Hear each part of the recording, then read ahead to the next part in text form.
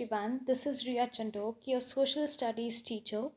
So today for class 7 geography we will do another chapter, chapter number 5, elements of weather and climate. So we'll do the exercises of this chapter. So in the exercises, first of all there are fill up the blanks. So let's read all of them one by one. Number 1 is dash, dash, dash, and dash. That means there are 4 dashes. So dash, dash, dash, and dash control weather and climate. So it's temperature, atmospheric pressure, humidity, and rainfall control weather and climate. Right? Next, sunlight strikes the ground dash at higher latitudes. So, at higher latitudes, sunlight strikes the ground obliquely. It strikes the ground obliquely. That means slanting. Obliquely means slanting. Next, third one, dash is the passing of energy from one body to another through direct contact. It is conduction. Conduction is the passing of energy from one body to another through direct contact. Next, the earth radiates energy in the form of dash rays. The earth radiates energy in the form of infrared rays. Infrared rays. Next there are distinguish between the following terms. So first one is weather and climate. So for this, come to page number 39. On page number 39, clearly the differentiation between weather and climate is given, and 4 points for each of them is given. So next is we have to differentiate between heat and temperature. So for this we will come to page number 43 and we will just define what is heat and what is temperature. See, we will just write in the answers whatever is given in our book. We will not write anything from outside the book. If we want, we can write 4 points for heat and 4 points for temperature also. But we will go as per our book. If in our book only the definition of heat and temperature is given, so we will write that only, right? So let's come to page number 43. So on page number 39, second column, very first line, it's written while heat. So cut while, we will write heat is a form of energy. Just this. For heat, we will write heat is a form of energy. After this, temperature. So temperature indicates the hotness and coldness of a substance. Right? Temperature indicates the hotness and coldness of a substance. So this was your differentiation number 2. Next is differentiate between convection and advection. So again we will define both of them. For this, come to page number 40 of your books. So on page number 40, first of all we will write about convection. So here you can see under the heading heating through convection, this line, it's written the transfer of heat through, cut the word this, cut this. So we can write the transfer of heat through movement of rising warm air and sinking cold air is called convection, and the currents of moving air formed, cut the word thus, cut the word thus, here thus. So it will read as, and the currents of moving air formed are called convection currents, right? So this we will write under the heading convection. Now for advection. For advection, on the second column under the heading heating through advection, we'll write from here advection. Advection is the transfer of heat from one region to another. When warm winds mix with cooler winds, heat energy is passed on from the warmer winds to the cooler winds through the process of advection. Right? So till here. So this was our differentiation number 3. Differentiation is between latitude and altitude. So no proper definition of latitude or altitude is given in your books, so in this chapter, so I am dictating it. Please note it down here. And for latitude we will write lines of latitude. Please note it, lines of latitude are imaginary lines are imaginary lines that run east to west on the surface of the earth. That run east to west on the surface of the earth. Right? Now for altitude, right? Altitude refers to altitude refers to height of a place. It refers to height of a place from the mean sea level. Height of a place from the mean sea level. Mean sea level means average sea level, right? Then write higher the altitude, lower will be the temperature. Higher the altitude, lower will be the temperature. Okay, so this was your differentiation number 4. Now after the differentiation, there are true or false. So let's read true or false one. So first one is incoming solar radiation is absorbed fully by the atmosphere. So this one is false, as only 50% of the sun's radiation reaches the earth's surface directly, and almost half of it is absorbed or reflected by the atmosphere and the clouds. So not all the solar radiation is absorbed by the atmosphere, only a half of it is absorbed, right?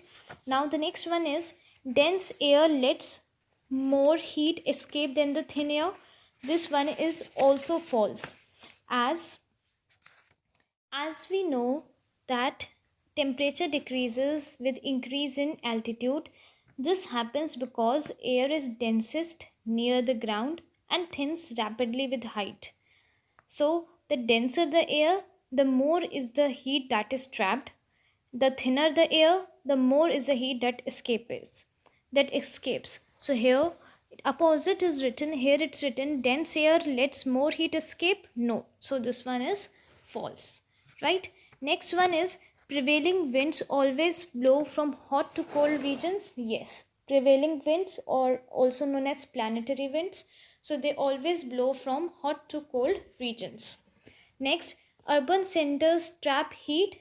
True, urban centers trap heat because the concrete and tar roads and high rise building that make up urban centers absorb heat and radiate it back into the atmosphere. Right? Now, next are answer the following questions. First one is how is the Earth's atmosphere heated? Discuss in detail. So, for this answer, come to page number 39. So, for answer number 1, on page number 39, under the heading Heating of the Earth's Atmosphere, second paragraph, the answer will start from here. The Earth's atmosphere does not get heated directly by the heat of the sun. This is first point. Second point, since the atmosphere is largely made of gases, most of the solar radiation passes through it to the Earth. This is second point. Third point, second point start from here and third point will start from here. The Earth being solid gets heated. This is third point. Now for fourth point, come to next page. Fourth point is the Earth in turn causes the atmosphere to be heated. Then fifth point will start from here. The heating of the atmosphere takes place in the following ways: through convection, conduction, radiation, and advection. Right? So these are the 5 points of answer number 1. That how does the atmosphere get heated? Right? Now question number 2 is what is the effect of latitude on temperature? So for this answer, come to page number 41 of your books. So on page number 41, under the heading latitudes, for answer number 2, we will again write the answer in points, and the first point will start from here. The sun's rays strike the surface of the earth at different angles from the equator to the poles. This is first point. Till poles it is first point. After this, second point, while the equatorial region gets the vertical rays of the sun, the polar regions get the slanting rays of the sun. This is second point. Then third point will start from here. So the heating provided by the same amount of sunlight is more in the equatorial regions and much less in the higher latitudes. Right? Till latitudes it's third point. Fourth point, hence the temperature decreases sharply towards the pole. right? This is fourth point. So this was your answer number 2. Question number 3 is, how does the altitude of a place affects its temperature? For this answer, again come to page number 41. Page number 41, under the heading altitude, we will write this answer in points. First point will start from here. Temperature decreases with increase in altitude. This is first point. Second point will start from here. The temperature decreases at the rate of 1 degree for every 160 meter ascent. This is second point, right? Third point, this happens because air is densest near the ground and thins rapidly with height. This is till height. This is third point. After this, the denser the air, the more is the heat that is trapped. The thinner the air, the more is the heat that escapes. So more the altitude of a place, the colder it will be. So this was fourth point, right? So this was your answer number 3. Question number 4 is, how does the sea regulate the temperature of coastal regions? Add a note on ocean currents. So for this answer, come to page number 41. On page number 41, under the heading distance from sea, the answer will start from here. We will write the answer in points. First point is, places along the coast usually experience moderate climate where the range of temperature is not high, unlike in landlocked regions. This is first point. Second point will start from here. This is because, then we have to come to the next page. After because, the answer will start from here. Because land gets heated faster than the sea, but it also cools down faster. The oceans take long to heat up, but once heated take longer to cool down. This is second point. Third point will start from here. So when coastal areas heat up, winds from the sea cool it, and when coastal areas cool down, heat is transferred from the still warm oceans to the land, warming it, right? So this is third point. After this, the question also asks that add a note on ocean current. So we have to explain what is ocean current. So same page, on page number 42, under the heading ocean currents, we have to write, ocean currents are rivers of hot and cold water that flow within the ocean, right? Till this, only this only. After this, question number 5 is, what are prevailing winds? How are they formed? So for this answer, come to page number 42. So for the first part of the answer, what are prevailing winds? We'll start our answer from here. Winds, under the heading prevailing winds. Winds blow from the hot regions of the earth like the tropics to the cold areas of the earth like the temperate or polar regions, and from the cold areas back to the hotter regions are prevailing winds, are called prevailing winds. I repeat, the first answer asks, what are prevailing winds? So winds that, after winds you have to write that. So winds that blow from the hot regions of the earth like tropics to the cold areas of the earth like the temperate or polar regions, and from the cold areas back to the hotter regions are known as prevailing winds. So after regions you have to write are known as prevailing winds. Now for the second part of the answer asks, how are they formed? So for the second part we have to write from here, prevailing winds are planetary winds that are caused by the formation of giant convection cells over the earth, right? This is the second part of the answer. So first you have to write the first part of the answer, then you have to write the second part of the answer, right? So on this note, we have completed the question and answers. Now let's move forward. So next we have multiple choice questions. So let's read them one by one. First is, which of these statements best define weather? After this they have written in brackets, more than one option may be correct. Okay, let us read the options. Weather, it is the average weather condition of a place measured over 20 to 30 years. No, this cannot be, because the average weather condition of a place which is measured over 20-30 years is known as climate, not weather.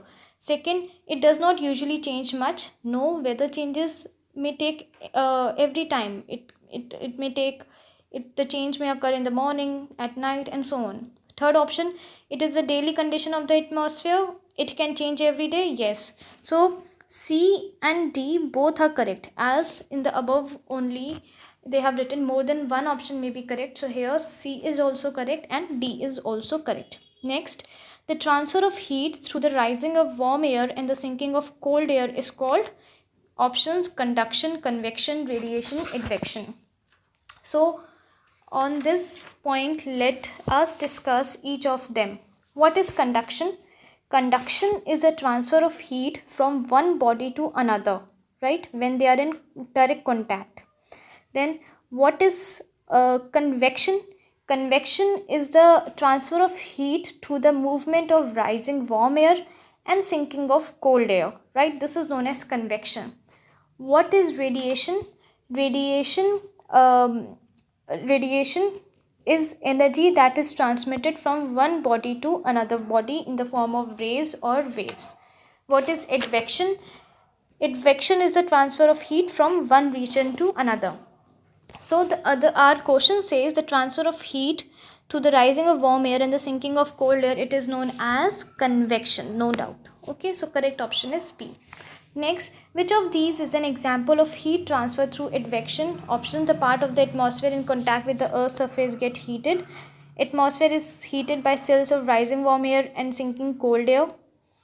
When the cold polar winds mix with and cool the warm tropical winds, or none of the above, right?